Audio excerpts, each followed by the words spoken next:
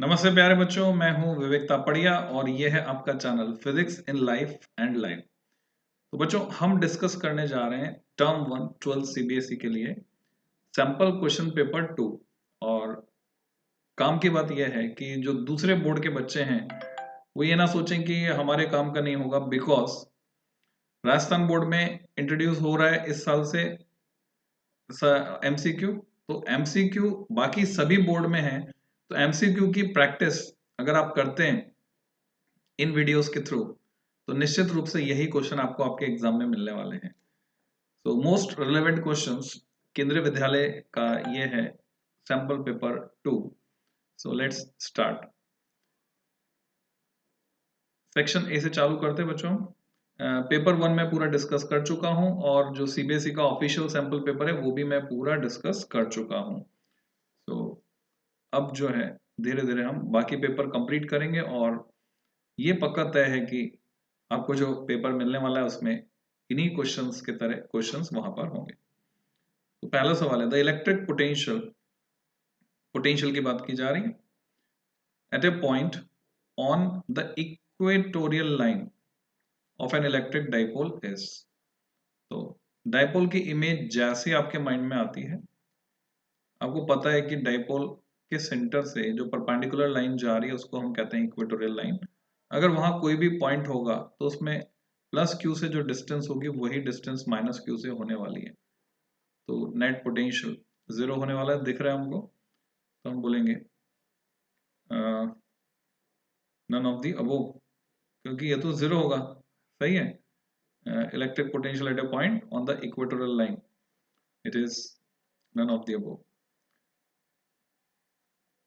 अगर यहाँ फील्ड होता बच्चों, इलेक्ट्रिक फील्ड, तो हम बोलते हैं वो inversely proportional to r cube होता है ना, cube of the distance. So none of the above. Next question, question number 2। Charge capital Q is placed at the center of line joining two exactly equal positive charges। हम जाएंगे diagram approach पर। ये एक charge है Q और ये दूसरा charge है, दोनों पॉजिटिव हैं, तो दोनों एक दूसरे को रिपेल करेंगे, डेफिनेट है। और कैपिटल Q को हमने रख दिया कहां पर, सेंटर पर।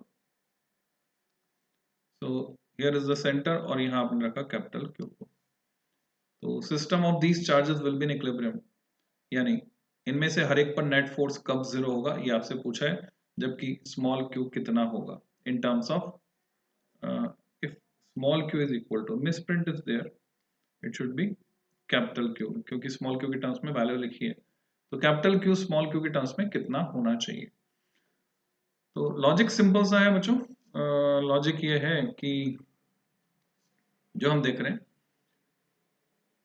इक्विलिब्रियम ऑफ सिस्टम के लिए, यानी कोई भी चार्ज इधर उधर ना जाए, उस पर नेट फोर्स जीरो हो, तो ये तो तय है कि ये ए पर पड़ा स्मॉल क्यू बी पर पड़े स्मॉल क्यू को रिपेल करने वाला है इस डायरेक्शन में। अगर उतना ही फोर्स ये कैपिटल क्यू इस पे लगा दे अपोजिट डायरेक्शन में, क्योंकि ये पास में है ए पर पड़े स्मॉल क्यू से, तो इसका मैग्नीट्यूड कम होना चाहिए स्मॉल क्यू से, यानी हम कंक्लूड करते हैं capital Q should be less than small Q in magnitude.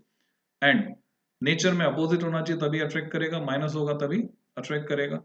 ये दो चीजें हमें पता चल गई, तो ये दो ऑप्शन रिजेक्ट हो गए बच्चों, सी और डी। अगर हम ऑप्शन एलिमिनेशन थ्योरी लगाते हैं, जिनको कुछ नहीं आता उनके लिए बता रहा हूं मैं, जिनको आता है वो तो करके आगे निकल जाएंगे इस क्वेश्चन को। अब जिनको आता है वो वीडियो को फॉरवर्ड करके आगे निकल जाए।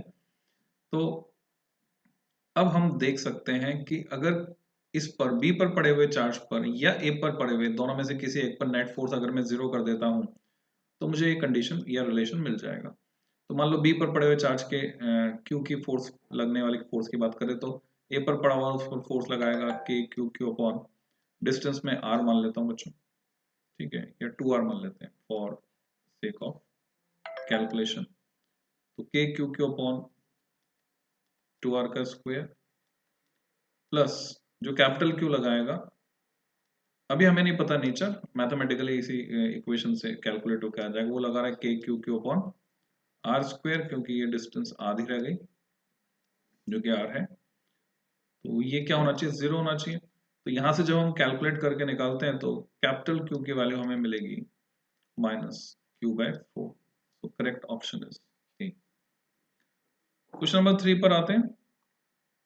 Okay, three capacitors, 2, 3 and 6 microfarad are connected in series to a 10 volt source. अब देखेंगे पूरी सिमेट्री मैच होकर चल रही है, जो सैंपल पेपर है उसी से, उसके जैसे ही क्वेश्चंस यहाँ पर फ्रेम किए गए हैं, बिल्कुल उसी पैटर्न पे।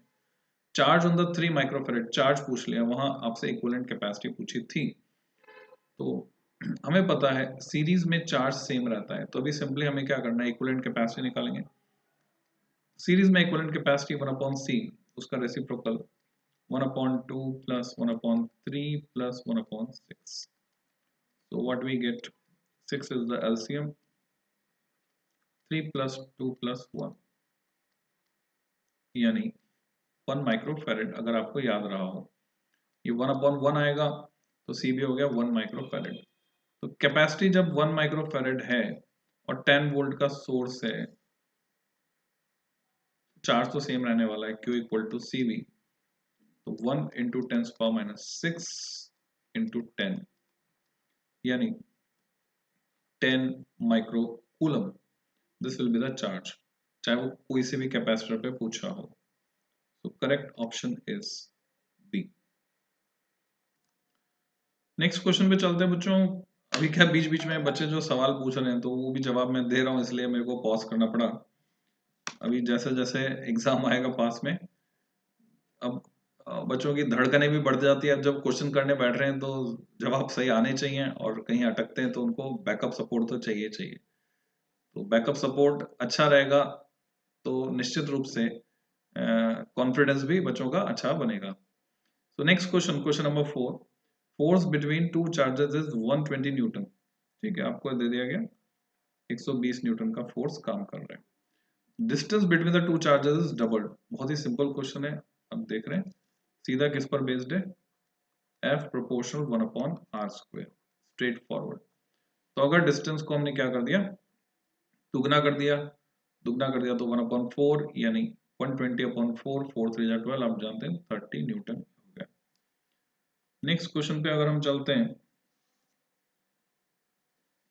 व्हेन एन इलेक्ट्रिक डाइपोल, तो दिमाग में इलेक्ट्रिक डाइपोल से रिलेटेड सारी बातें आपके घूम जाएं एक बार में। Is placed in a uniform electric field, अब आपको दिख रहा है ना, मेरे कहने के साथ साथ ये इमेजिन करते जाइए आप। अब आपको इलेक्ट्रिक फील्ड में, यूनिफॉर्म इलेक्ट्रिक फील्ड में रखा हुआ इलेक्ट्रिक डाइपोल दिख रहा है, जो कि एंगल थीटा पर रखा है, ना तो स्टेबल इक्विलिब्रियम ना अनस्टेबल थीटा पर।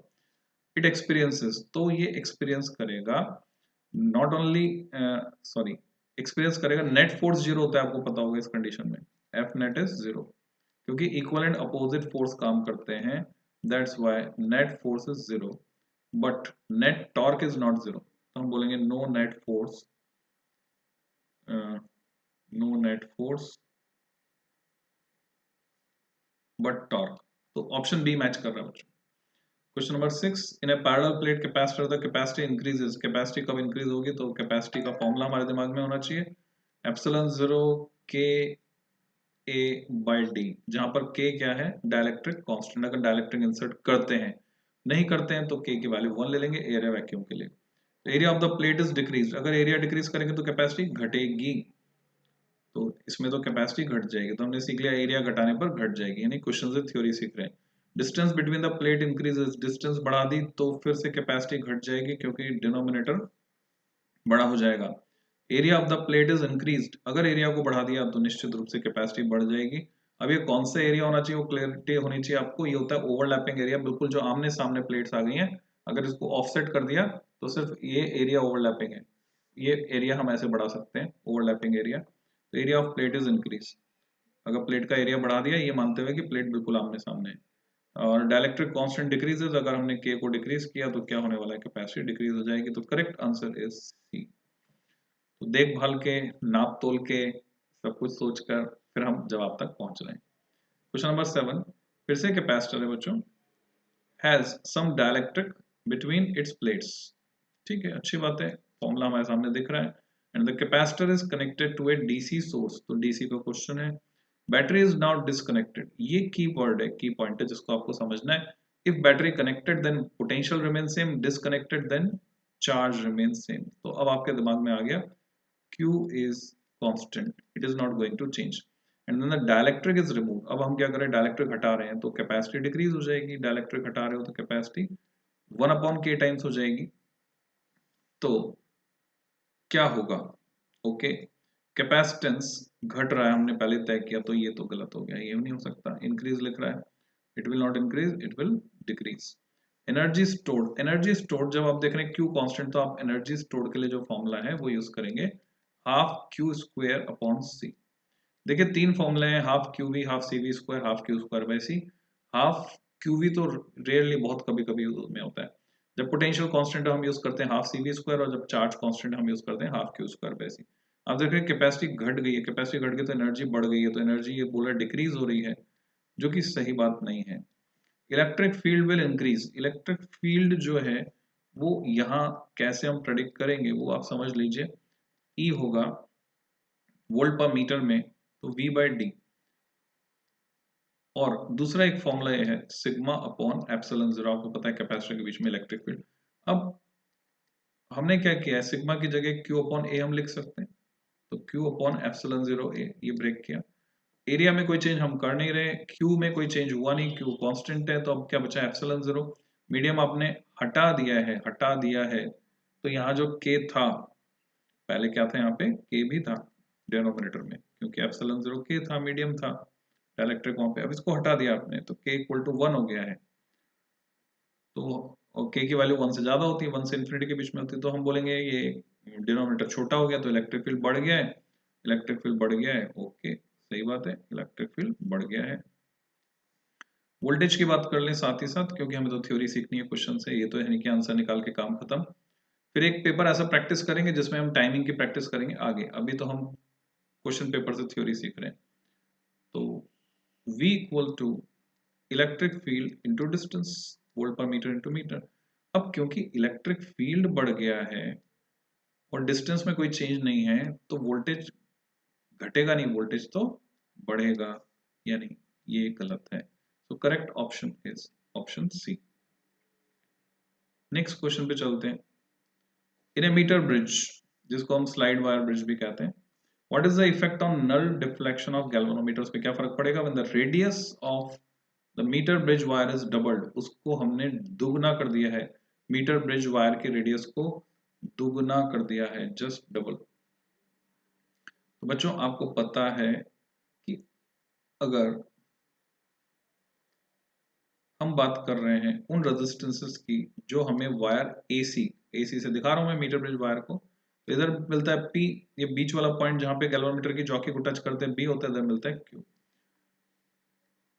तो अगर मैं डबल कर रहा हूं तो P अपॉन क्यू रेशियो पर फर्क पड़ेगा, पर वो रेशियो सेम मैनर में रहेगा, नहीं रेशियो पर फर्क नहीं पड़ेगा, कुल मिलाकर ये कहना चाहता हूं मैं।